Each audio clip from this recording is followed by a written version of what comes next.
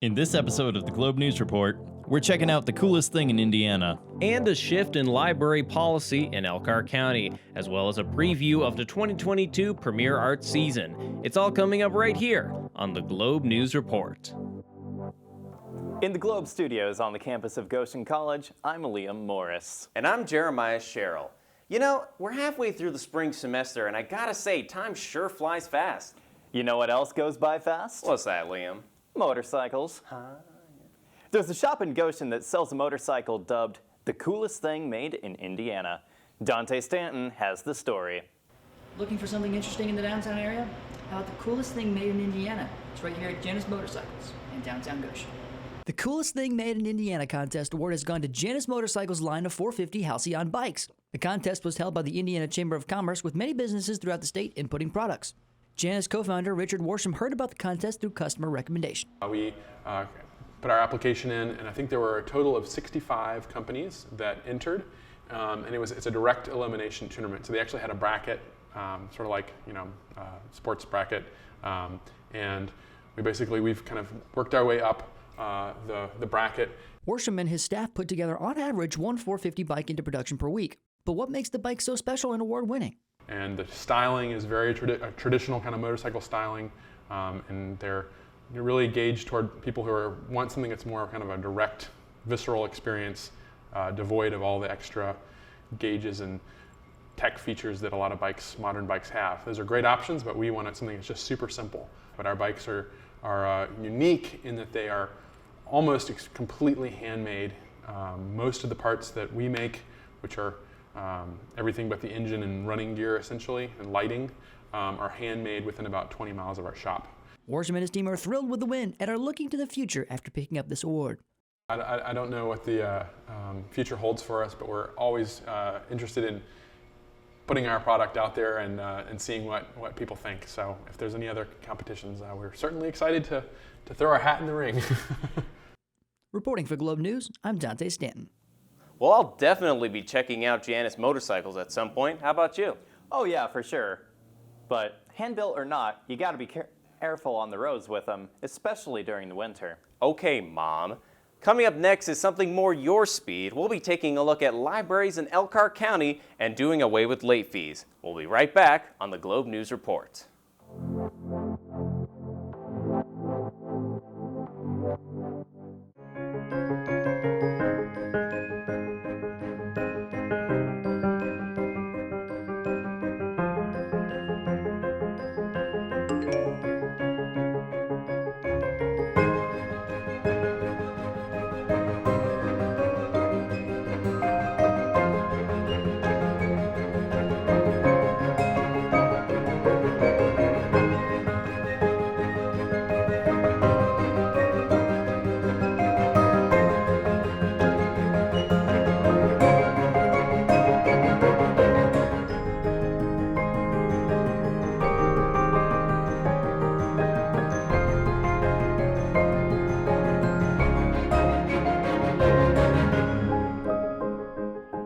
You know it's tomorrow, right?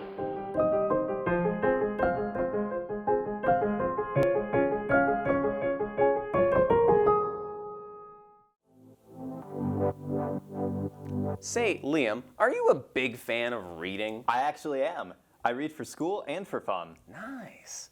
Well, I'll tell you right now, Liam, if you've ever been worried to go back to the library because you forgot to return a copy of the Berenstain Bears a full decade ago, well, now you won't have to worry about those compounding late fees. Isn't it Berenstain? Coming up, our correspondent Amelia Lee has more on the story of the Fine Free Initiative. Everybody loves a good book, but sometimes we forget to return them. And then there's a fine. The Goshen and Elkhart public libraries have come up with a new fine system, or lack thereof. The Fine Free Initiative has been in the works for about a half a year, and it is basically wiping out overdue fines. The two libraries also canceled all existing debt of library card holders.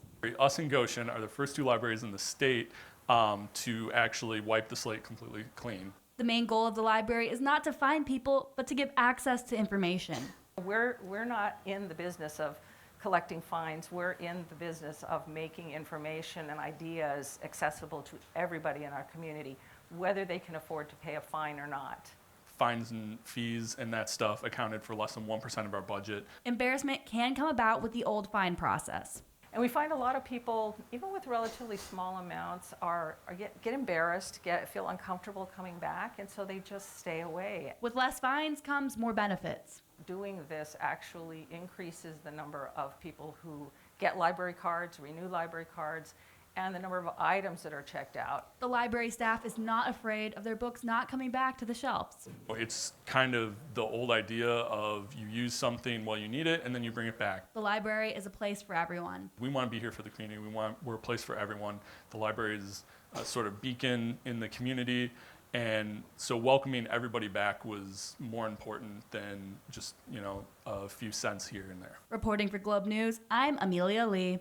Well, I gotta say, Liam, I bet this will get some people into some good books, wouldn't you say? Well, I think it's a great opportunity to engage the community and get more people reading books. I'll certainly be taking advantage of that. Definitely. Speaking of engaging the community, coming up next, we'll be interviewing Tanner Smale from Premier Arts for upcoming theater opportunities in your local area. All that coming up and more on the Globe News Report.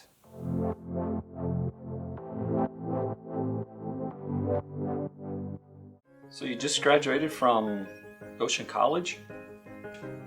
What experiences prepared you for this job?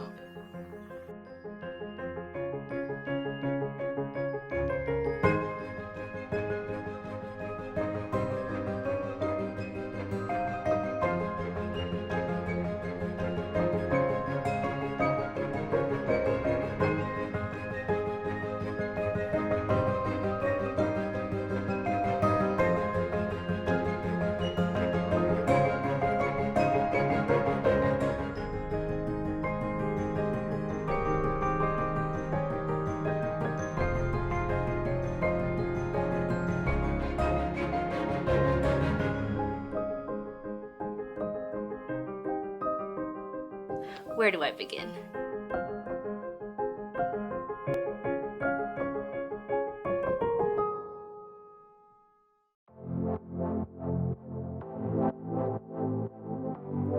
Welcome back to the Globe News Report. Joining me today is Tanner Smale, Director of Marketing and Communications at Premier Arts in Goshen. Tanner, it's great to have you here today. Thanks for having me. It's great. This is quite the set. Yeah, first, could you give us some background about Premier Arts? Well, Premier Arts is the resident community theater at the Lerner Theater in Elkhart. That's kind of where we have our home base, and that's where we would rehearse the shows. We also have an academy where we have our lessons and our classes, but we've been around we're going on 15 seasons now, and we've got an exciting season here in 2022 that we just launched our first show at the Goshen Theater of Nonsense, and we're about ready to kick off our show number 2, Little Shop of Horrors, at the Lerner Theater next weekend. You just finished up Nonsense. What was it like performing in the newly renovated Goshen Theater? It was really interesting because we've primarily only performed at the Lerner Theater for years, and so to be able to have a smaller space, a more intimate space, it was really enjoyable, just being able to feel closer to the audience, and it was perfect for the small show, the kind of small cast ensemble show of Nonsense. Yeah. Very exciting stuff.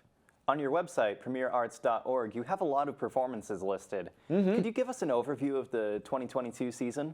So, like I said, we just finished Nonsense at the Goshen Theater, and then next weekend, actually, we've got Little Shop of Horrors at the Lerner Theater. Coming up in May will be the SpongeBob musical, and auditions for that are just around the corner, actually. So if you'd like to get involved. Then we will be doing Something Rotten at the Lerner Theater, which is a really hilarious show.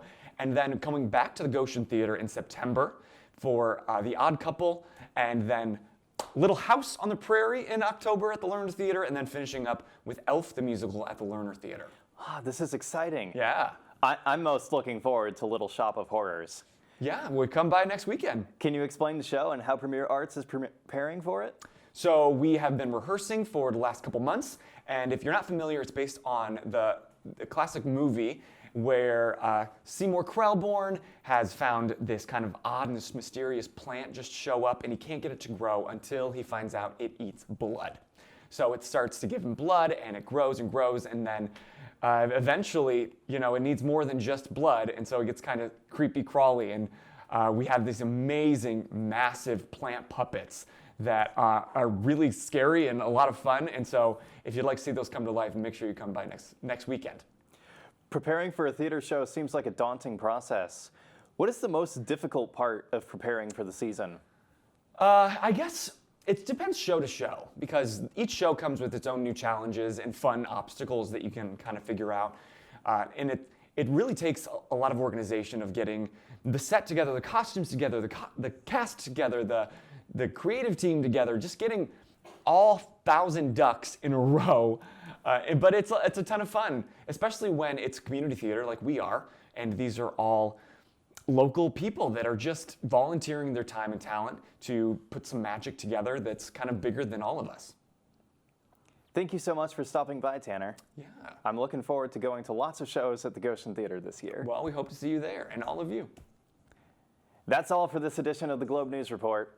Make sure to check us out on Facebook, Twitter, Instagram at 911 The Globe, and our website, globeradio.org, for more videos and local content. Until next time, this has been the Globe News Report.